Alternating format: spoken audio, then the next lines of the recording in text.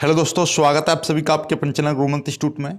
आज हम बात करेंगे बोर्ड परीक्षा 2021 के लिए very most important physics chemistry math के अति महत्वपूर्ण प्रश्न, यानी कि वेरी मोस्ट इम्पोर्टेंट प्रश्नों के जो हमने बोला था कि हम 150 प्रश्न देंगे आपको बोर्ड के लिए, तो वही 150 प्रश्न का ये दूसरा पार्ट है। इसमें आज हम पहली वाला यानी कि ये दूसरा पार्ट है। इससे पहले वाले पार्ट में हमने केवल फिजिक्स और केमिस्ट्री के क्वेश्चंस दिए थे। आज के इस पार्ट में हम फिजिक्स केमिस्ट्री मैथ तीनों के प्रश्न देंगे। 90% पाने का ये आखिरी मौका है, इन प्रश्नों को दे रहे हैं। इसमें मत पूछना कि ये इंपॉर्टेंट है नहीं है, क्योंकि ये सारे इंपॉर्टेंट प्रश्न हैं और ये वो प्रश्न हैं जो कि हर बार बोर्ड में रिपीट हो रहे हैं। यूपी बोर्ड में 7 सेट बनते हैं, तो कहीं ना कहीं किसी ना किसी सेट में आने वाला प्रश्न है जो कि पिछले 5-6 वर्षों से लगातार आ रहा है। इसलिए आप लोग का कोई डिसाइड नहीं रहता कि कौन सा सेट किस राज्य के लिए जाएगा या किस तहसील के लिए, किस जिले में जाएगा। तो इसलिए आप लोग टेंशन ना लें, सारे प्रश्न करा दिए जाएंगे और आपका एक प्रश्न भी बाहर नहीं जाएगा यहाँ से। ठीक है, चलिएगा आगे बढ़ते हैं, अपने प्रश्नों की तरफ आते हैं। ओके, ये हो गया, ये इसको काट दें। थोड़ा सा स्क्रीन पर हम पर कभी काम थोड़ा कम करना आता है, इसलिए आप थोड़ा सा कॉम्प्रोमाइज करना। ये देखिएगा, थोड़ा सा इसको बड़ा कर देते हैं। ये हो गया बड़ा। अब देखिए क्वेश्चन को आप ढंग से पढ़ भी पा रहे होंगे। क्या है क्वेश्चन? आइंस्टीन का प्रकाश वैद्युत समीकरण का निगमन कीजिए और इसके आधार पर प्रकाश वैद्युत प्रभाव के नियमों का उल्लेख कीजिए या नियमों की व्याख्या कीजिए। ये हमने बोर्ड में भी करा दिया था, बोर्ड पर कराया था। अभी कल परसों ये चैप्टर खत्म हुआ है, तो और कल ही खत्म हुआ है ये चैप्टर, राइट। तो सभी जाकर देख सकते हैं, इसके नियम बोर्ड पे भी लिखाए थे मैंने, और आज इसके नोट्स भी मिल जाएंगे आपको। 2011 में आया था, 12 में आया था, 13 में आया था, 14 में नहीं आया, 15, 16, 17, यानी कि लेकर 2011 से लेकर 2020 तक लगातार आ रहा है। केवल 2014 में नहीं आया है, इसलिए। और ये तो सारे ही इंपॉर्टेंट है, अब इसमें मत करना ये। अब ये ऐसा है कि प्रश्न को थोड़ा सा भाषा बदल देता है कि प्रकाश वैद्युत प्रभाव की समीकरण को निगमन कीजिए, आइंस्टीन की समीकरण प्राप्त करो। तो इस तरीके से ये हर बार आ चुका है बोर्ड में, उसमें मॉडल में आप देख सकते हो प्रश्न को कितनी बार आ चुका है। अब देखिएगा अगला जो दूसरा प्रश्न है आपका, ये देखिएगा दूसरा प्रश्न की भाषा दो तरह से लिख रखी है। एक ये है आपका कि भाई प्रकाश के व्यतिकरण संबंधी यंग के प्रयोग सिद्धांत स्पष्ट करते हुए फ्रिंज की चौड़ाई के लिए सूत्र W बराबर d लैम्डा अपॉन d की स्थापना कीजिए। ये भी बोर्ड पर ही कराया था हमने उस दिन।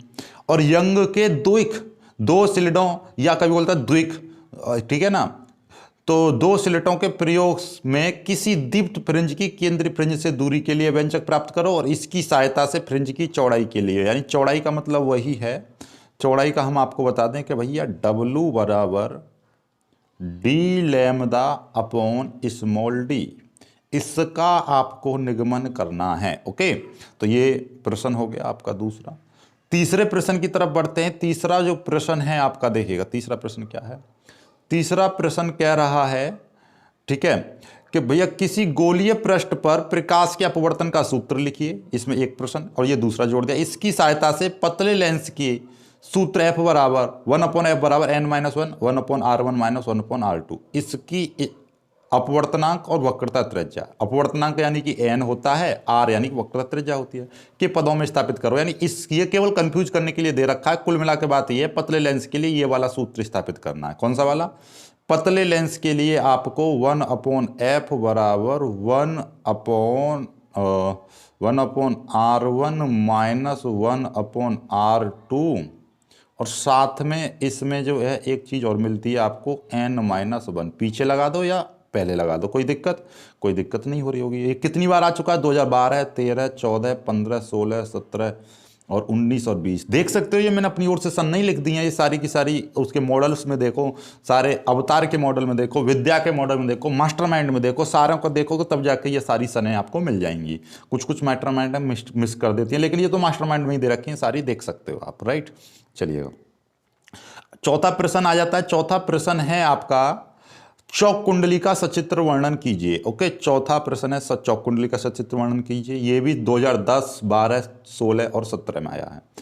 पांचवा जो प्रश्न है आपका, स्वयं प्रेरण गुणांक की परिभाषा लिखिए। एक लंबी परिनालिका के लिए स्वयं प्रेरकत्व का सूत्र स्थापित कीजिए। 2014, 16, 17, 18, 19 और 20 में आ गया है ये प्रश्न, राइट। चलिएगा अब आगे की बात करते हैं। अगला जो प्रश्न है आपका, ये देखिएगा, ये हम इसकी बात करते हैं। अगला जो प्रश्न है कौन सा है, ये केमिस्ट्री का आ गया प्रश्न। केमिस्ट्री का प्रश्न, H2SO4 का औद्योगिक निर्माण का सचित्र वर्णन कीजिए। तो देखिए, सचित्र वर्णन औद्योगिक निर्माण की कौन सी विधि है? संपर्क विधि। पता है आपको, संपर्क विधि हमने बोर्ड पर कराई है। संपर्क विधि का हमें ये पूरा डायग्राम सहित बनाना है।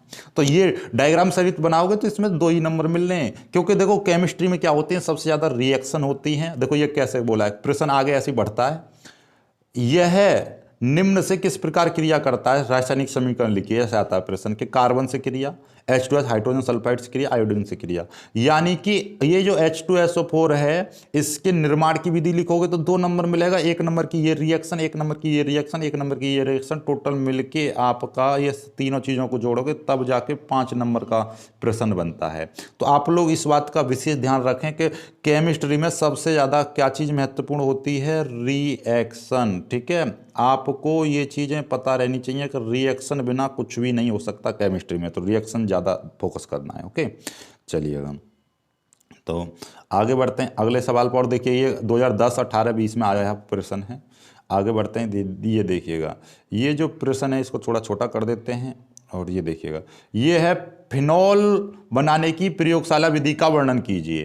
तो और उसके साथ में निम्न अभिक्रिया के लिए रासायनिक समीकरण दीजिए। यानी फिनॉल की रासायनिक समीकरण भी पूछा, देख लो, फिनॉल बनाने का वर्णन। और देखिएगा 1-1 नंबर की ये रिएक्शन, 3 नंबर का आपका फिनॉल बनाने का, रीमर टीमैन अभिक्रिया, कोल्बे अभिक्रिया का समीकरण देना है कि इनकी क्या समीकरण होती है। कभी कभी ये प्रश्न ऐसे भी आ जाता है कि निम्नलिखित यौगिकों से फिनॉल कैसे क्रिया करता है? डाइएजोनियम लवण, सल्फोनिक अम्ल और क्यूमीन, इनसे क्रिया लिखिए फिनॉल की। तो ओवरऑल बात ये घूम घूम के आता है, रिएक्शन ही आती है। 5 नंबर का प्रश्न ऐसे नहीं आएगा केवल सचित्र वर्णन कर लो, उसके साथ में कम से कम 3 रिएक्शन जरूर दे रखे होंगे। कभी कभी तो 5 की 5 रिएक्शन दे देता है कि फिनॉल की इससे क्रिया लिखो, कि फिनॉल की उससे क्रिया लिखो। तो इसलिए रिएक्शनों पर ज़्यादा फोकस करना है आपको। ये देखिएगा कितनी बार आ चुका है, 16, 17, 18, 19, 20 में आया हुआ प्रश्न है। ओके, तो इन चीज़ों पर विशेष आपको फोकस करना है। अब देखिएगा अगला जो प्रश्न है आपका, ये अगला प्रश्न है, ये देखिएगा, ये है प्रथम कोटि की अभिक्रिया के लिए सिद्ध करो कि अर्धायु के, यानी कि अभिक्रिया के 90.9% यानी कि 99.9% पूर्ण होने के लिए लगा समय अर्धायु का 10 गुना होता है। ये प्रश्न है आपका, समझ में आई बात? तो इसको सिद्ध करना 16, 19, 20 में आया हुआ प्रश्न है। वेरी वेरी मोस्ट इंपॉर्टेंट प्रश्न है। आगे बढ़ते हैं अगले सवाल पर।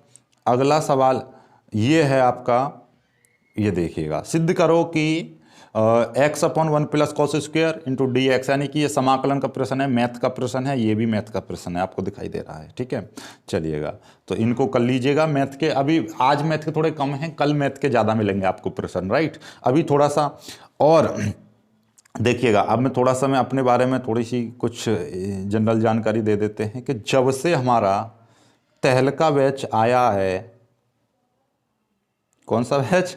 तहलका बैच आया है, इसने तो वास्तव में मैंने सोचा नहीं था, तहलका ही मचा दिया है बच्चों में। कुछ बच्चों का ये आने लगा है कि भाई सर आप तो पैसे लेकर पढ़ाने लगे, आप तो कह रहे थे शिक्षा को भी अपन ना बढ़ने दें। बेटा रे, मैं फ्री पढ़ा रहा था, यूट्यूब पर आपकी फ्री क्लासें चल रही थी, वो फ्री ही चलेंगी, हमेशा फ्री चलेंगी। NCERT का सॉल्यूशन, ठीक है, NCERT का solution plus notes, practice set, daily practice set, सारा कुछ आपको यूट्यूब पर फ्री ही मिलेगा। फिर तहलका बैच फिर क्यों ज्वाइन कर रहे हैं बच्चे? तहलका बैच में इतनी दिलचस्पी क्यों है बच्चों की? वो इसलिए है क्योंकि जिन बच्चों ने अभी तक कुछ नहीं पढ़ा है तो उनको क्या है कि वहाँ पर क्वेश्चन और आंसर दिए जा रहे हैं। आप कहोगे इन चीज़ों को तो आप वहाँ पर भी दे सकते हो, यूट्यूब पर। बिल्कुल दे सकता हूँ यूट्यूब पर लेकिन इतना समय नहीं है। मैं ऑफलाइन का समय, यानी ऑफलाइन में बच्चों को पढ़ा रहा हूँ, तो बहुत सारी दिक्कतें हो रही हैं। इस वजह से उसके लिए अलग से बच्चों पर मैं थोड़ा काम भी करवाता हूँ, अपने लिए भी बहुत सारी दिक्कतें हैं। तो भैया थोड़ा सा, और हमें ऑफलाइन में बच्चों को फ्री भी पढ़ाना है तो उसके लिए कुछ पैसों की भी आवश्यकता पड़ती है।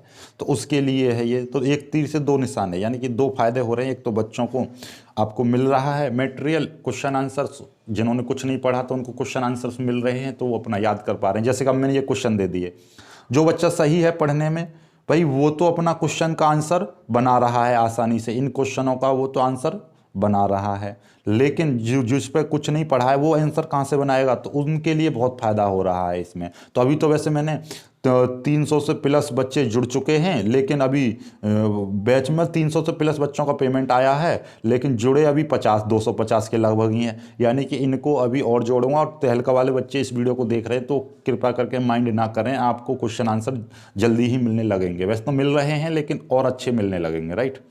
तो अभी इसमें से कोई बच्चा ज्वाइन होना चाहता है तो वो हमारे इस वाले नंबर पर मैसेज करे, पेमेंट करे, और पेमेंट करके अपना स्क्रीनशॉट भेज दे टेलीग्राम पर, तो उसको हम ज्वाइन कर देंगे।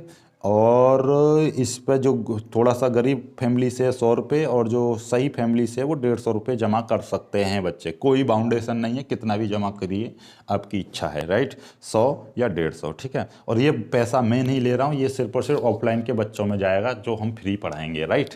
तो आपके सहयोग से और बच्चों का भी भला हो जाए तो और अच्छी बात है। बाकी आपकी इच्छा, बाकी यूट्यूब पर मिल ही रहा है सारा मटेरियल। बाकी मिलते हैं एक खूबसूरत सी वीडियो में, तब तक के लिए बाय बाय।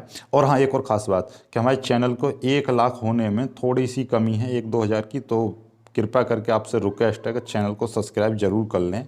बिना सब्सक्राइब किए हुए मत जाना, क्योंकि यही मैं सोचूंगा कि आपकी गुरु दक्षिणा है हमारे लिए, राइट। तो सब्सक्राइब जरूर करें। और बाकी तो बस मिलते हैं एक खूबसूरत वीडियो, तब तक के लिए बाय बाय। जय हिंद, वंदे मातरम।